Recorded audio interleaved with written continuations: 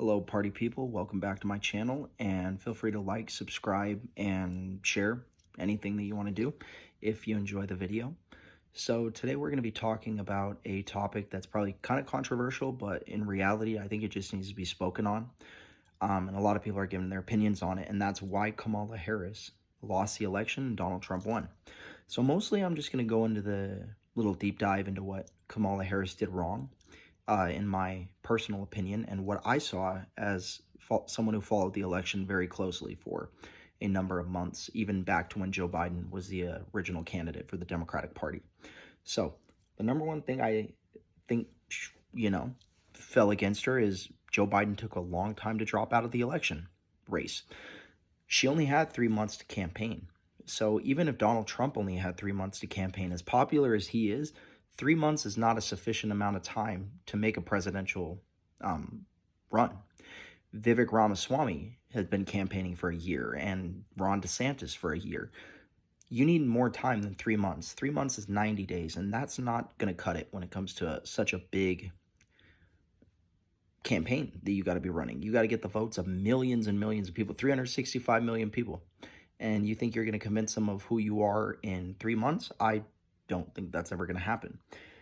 Number two, Kamala Harris already had a low approval rating before she was selected as the Democratic nominee. People didn't like her very much. She had low approval ratings as a district attorney. She was elected to California Congress or whatever she was in, and she wasn't very liked, and she did a presidential campaign, and Tulsi Gabbard curb stomped her in that. And then she was selected as Joe Biden's vice president.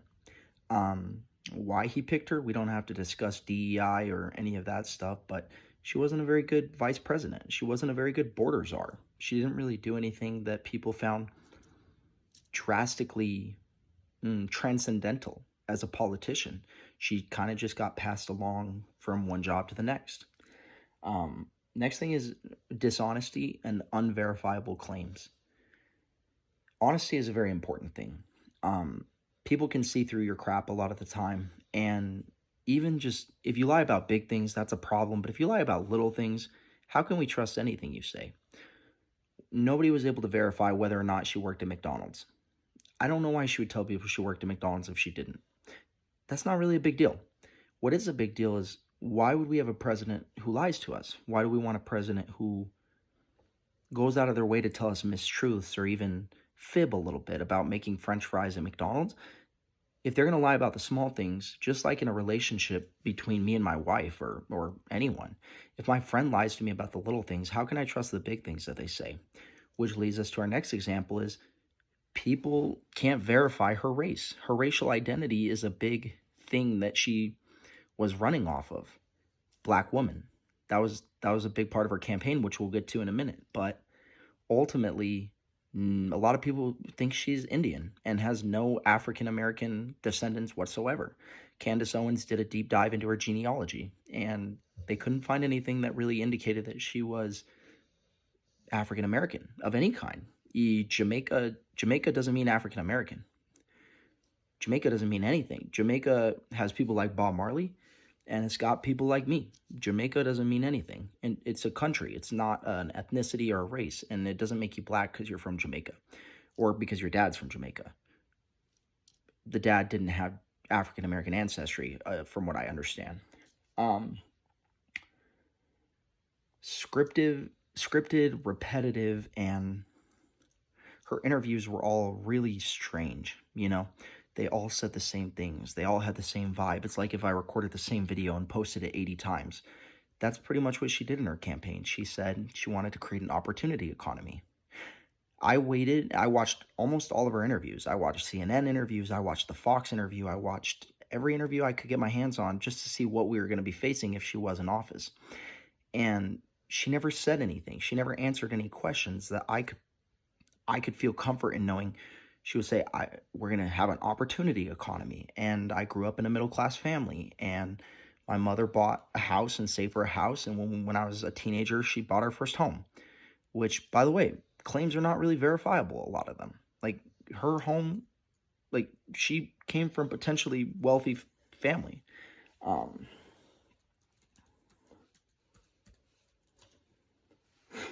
Next thing is, she would do things that were unlikable, very unlikable things, like using the black accent, because not all black people speak the same. Half of them speak like me, the other half speak like whatever, because they all speak differently. They're all different people.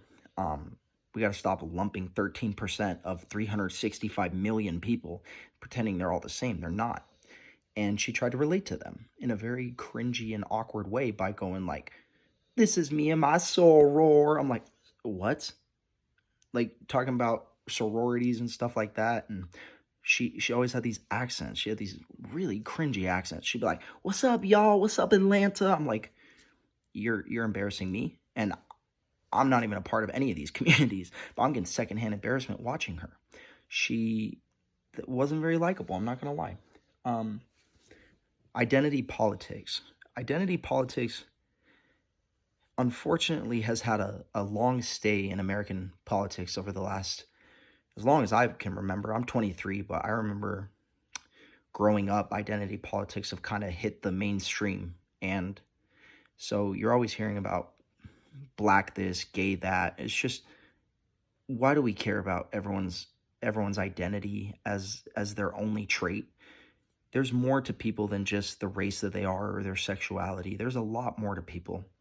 And Kamala Harris, she showed that she's not a woman of substance, because if you took away, and bear with me, even if you disagree with me, if you took away every single thing that Kamala Harris said about her race or about her gender, how many things was she running on as a president? If she wasn't allowed, if let's say it was a law, the First Amendment didn't exist, and she had to campaign without saying her race, which people already questioned to be black anyway, or her gender, and nobody was allowed to vote for her based off of her race or gender, and that they would judge her by the color of her skin, by the content of her character and not the color of her skin, like Martin Luther King Jr. said, would she have anything to say? Was she anything more than her alleged race and her gender? I don't know. I didn't feel like she was anything special. She refused to answer questions for a very long time. She didn't take an interview for, like I said, she only had 90 days to prepare. And 60 of those days she interviewed, but she didn't interview 30 other days. She very much avoided the media. If you can't handle the media and take really critical interviews from people who oppose you, if you can't win debates, I mean, yeah, I think she won the debate against Donald Trump. I'm not going to lie, because it was a mess. It was a mess for Donald Trump. He just performed poorly. He said they ate the dogs. It just didn't look good on him. I had to stop watching. I was like, no, like, what are you doing? But in the end, even with that one seemingly 3-on-1 debate, she didn't do well with the media. She didn't take the Joe Rogan podcast. It took her 60 days or 30 days before she even started taking interviews, and that's about a third of her campaign, which is crazy to say.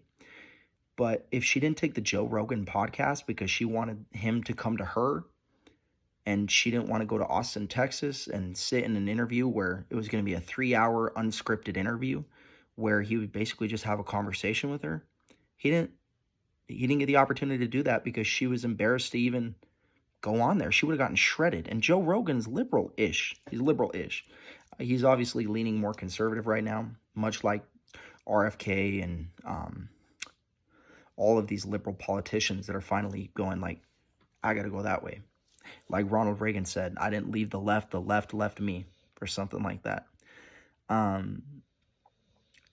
It's just something where if you can't do media, you can't negotiate in hostile environments with other countries. She would always say, my views have not changed. They would always ask her questions. She would say, my views haven't changed. Or she'll say, go look at my website. Have you ever had a teacher who tells you to go Google things instead of just explaining to you again what she believes or what you need to do on the assignment? I feel like that's what she did, is she said, go Google it. Like, it's on my website. That's not your job. Donald Trump never once told me to go Google DonaldTrump.com, because nobody's going to do that. Like, we want to hear it from the horse's mouth. You're the horse. You have a mouth. Come on. You got to speak. she would sell to both sides. She spoke to the Israelis about how Israel has the right to defend themselves. And then in the very next commercial in a different swing state, she would say how the genocide should stop and there should be a ceasefire. Those messages aren't necessarily fully contradictory, but the fact of the matter is she was selling to separate sides of the war. And if she can do that with just her commercials, imagine what she's capable of in other areas. And the very last thing, I guess there's two more things. The second to last thing is her calling Donald Trump Hitler. Think about what you imply when you say that the person that half the country, or more than, well, an astounding majority of the country, and every single swing state, they all supported Trump, and you're calling them supporters of who you claim to be Hitler. You use the exact words, Hitler, a man who killed 6 million people in an actual genocide, and you compare it to Donald Trump. I don't care what you think about Donald Trump. Donald Trump has never killed 6 million people in a systematic genocide. He's never even expressed the desire to kill even immigrants who are the bane of his existence in terms of what he wants to get rid of. He has never even talked about hurting immigrants. He has said they need to go home and they need to get out of our country because we don't have the resources to protect them. He never said the things that Hitler said. And for you to equate them and then call people like me or call other Trump supporters racist, racist is weird enough, but to call us Nazi supporters, saying that we're the equivalent of participating and endorsing the future genocide of immigrants and minorities, crazy. You're really alienating most of your voter base, and most independents didn't really like that, as we can tell by the swing states that you kept visiting. And the very last thing is poor financial management. In 90 days, she managed to spend $1 billion or $1.5 billion. She raised all this capital. The Democratic Party gave her this free money because that's how she sees it. Money is taxpayer money is free money. And that's what she would have done when she ran our government. But in this particular case, I think that she mismanaged her money. She paid too many celebrities. She didn't pay the vendors. And she did such a poor job. In only 90 days, she spent over $1 billion and is in $20 million in debt. How do you do that? And then say that you're going to represent one of the biggest countries on the planet Earth, and you're going to do so with a multi-trillion-dollar economy, but you don't even understand how to balance a budget? I can't say I'm the best economic person. I'm not. I'm not an economist. I'm not Thomas Sowell, which, by the way, black man, conservative. It happens. Stop generalizing that people can't be black and conservative. It doesn't make any sense. So just keep in mind, all these things are very important. Kamala Harris lost. She got spanked. She got spanked hard. That was probably how she got into office in the first place. I'm just kidding. But truly, she didn't do a good job. Donald Trump kicked her butt. It was a massacre. Which, by the way, she said Donald Trump's going to massacre people, so might as well her. Anyway, if you enjoy this video and want to see more on politics or religion or advice for men or marital advice, anything that you guys like, I am down to make a video on.